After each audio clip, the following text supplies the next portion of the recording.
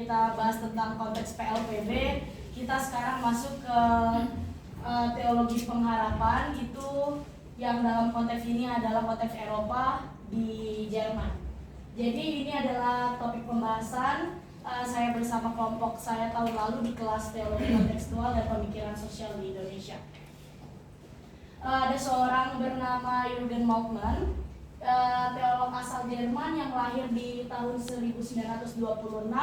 Beliau adalah seorang yang asli Jerman, lahir di Hamburg, dan beliau sampai sekarang masih panjang umur dan sampai sekarang juga beliau masih ada.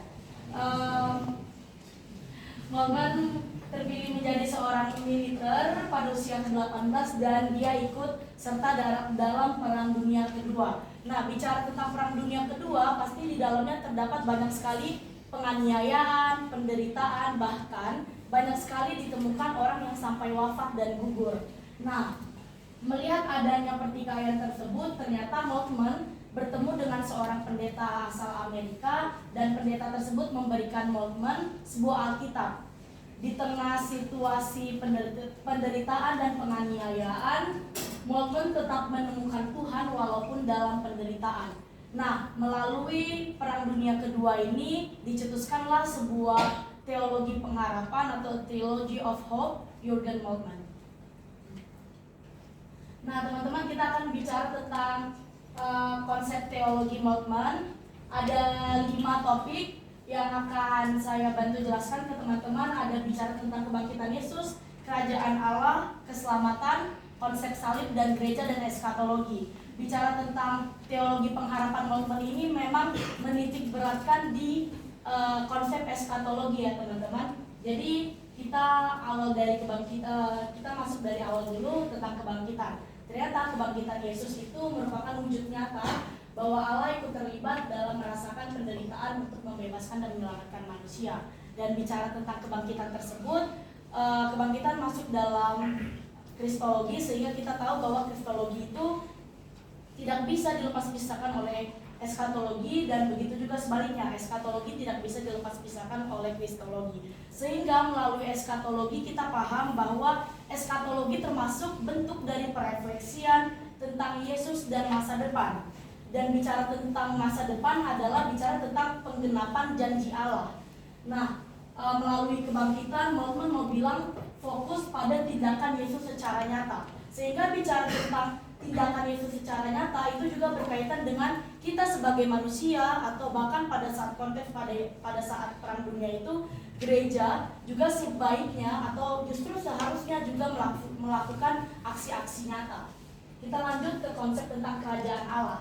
Bicara soal kerajaan Allah itu pasti berhubungan dengan hal akhir, doktrin harapan, dan kedatangan Yesus merupakan wujud dari kerajaan Allah. Karena kerajaan Allah hadir beriringan dengan kedatangan Yesus juga. Sehingga melalui kebangkitan Yesus, Moltmann menggambarkan salib merupakan suatu harapan. Nanti di penjelasan tentang model praksis itu akan kita kulik lebih dalam lagi bicara soal kerajaan Allah. Apakah kerajaan Allah yang dibahas Moltmann ini bicara tempat atau bicara soal suasana yang harus dihidupi? Nanti kita akan sama-sama pelajari. Ya, lalu konsep keselamatan itu, keselamatan merupakan bagian dari karya Trinitas yang untuk menghadirkan kerajaan Allah. Dan bicara tentang konsep salib di teologi pengharapan Moltmann, ini bicara tentang bukti harapan yang konkret bagi pengikut Kristus. Sehingga Moltmann mau bilang salib adalah bentuk Allah bersolider. Bentuk Allah yang bersolider itu yang bagaimana? Bentuk Allah langsung turut merasakan penderitaan dan sengsara melalui Kristus. Jadi kehadiran Yesus di dalam dunia, dia sengsara sampai mati, itu adalah bentuk nyata dari Allah benar-benar turut bersolider dalam merasakan penderitaan manusia. Nah, permasalahannya adalah di konteks Perang Dunia Kedua waktu itu, pertanyaannya, dan ini yang akan nanti kita sama-sama kritisi, gereja ngapain? Lanjut. Nah, ini di bagian gereja dan eskatologi. Pandangan mengenai akhir zaman dapat dipahami sebagai janji akan harapan di masa yang akan datang, dan juga di sini Moltmann selalu menitik beratkan dalam konteks eklesiologi dan juga eskatologi. Teman-teman, kita balik sedikit ke perang dunia kedua. Waktu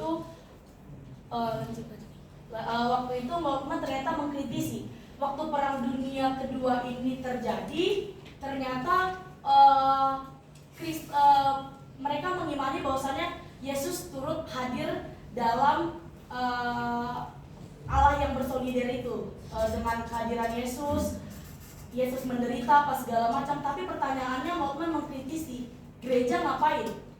Ternyata Moltmann mengkritisi, dan ini juga ada di analisa teologi pengharapan kami. Kelompok kami menggunakan model praksis karena sudah sangat jelas ini model praksisnya udah kentara sekali. Ini adalah hasil dari analisa model kelompok saya dan kelompok serta yang sudah ditambahkan oleh Miss Cindy. Aksi pertama mau bicara tentang berziarah bersama Yesus melalui penderitaan dan realita perang.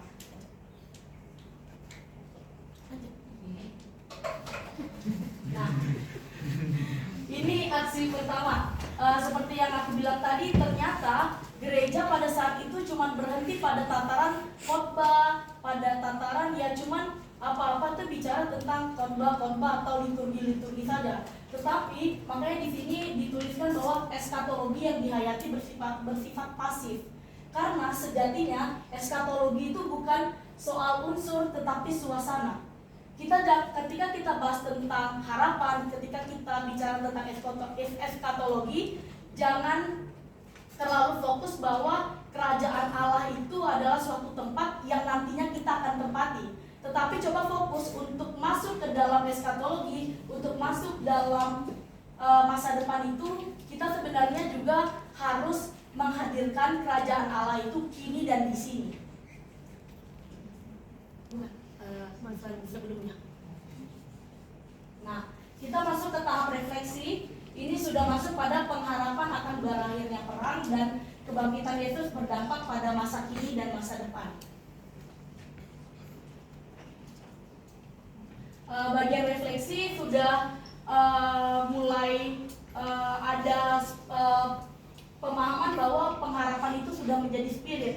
Yang awalnya eskatologinya masih bersifat pasif, akhirnya masuk ke tahap refleksi. Ternyata pengharapan itu sudah menjadi sebuah spirit untuk menghadirkan kerajaan Allah kini dan di sini. Sehingga orang Kristen dalam hal ini juga bicara tentang gereja yang adalah persekutuan umat percaya, mau bicara tentang orang Kristen harus memiliki spirit terhadap pengharapan terhadap kerajaan Allah.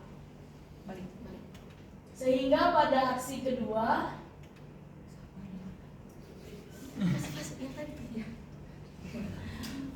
itu mau bicara tentang pengharapan akan berakhirnya penderitaan disertai dengan pengharapan tentang adanya kebangkitan.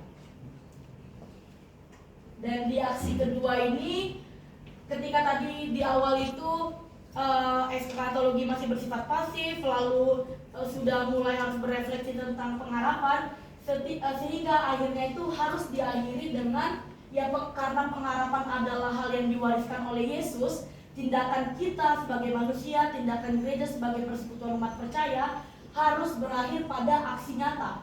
Untuk mewujudkan kerajaan Allah kini dan di sini tidak bisa hanya stop pada berpengharapan saja, tidak bisa stop pada hal-hal yang tidak aksi nyata. Tetapi Moltmann mau bilang lewat teologi pengharapannya ini, kita harus sampai pada aksi nyata untuk mewujudkan kerajaan Allah kini dan di sini.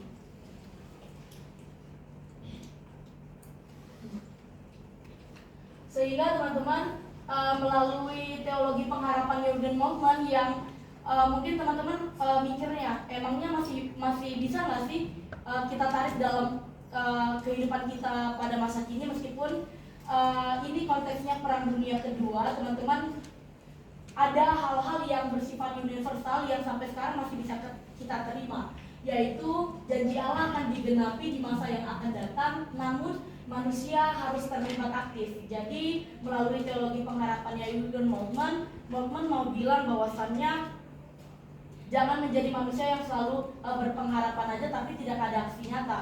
Sehingga hal yang paling inti dari teologi pengharapannya Moltmann mau bilang adalah gereja harus melakukan aksi nyata. Salah satu adalah bentuk dari aksi nyata gereja adalah seharusnya gereja tidak lagi, sampai sekarang harusnya gereja tidak lagi menutup mata dengan ketidakadilan, gereja tidak lagi menutup mata dengan segala penindasan yang ada, dan itulah esensi Injil yang universal tersebut. Sekian dari saya, terima kasih.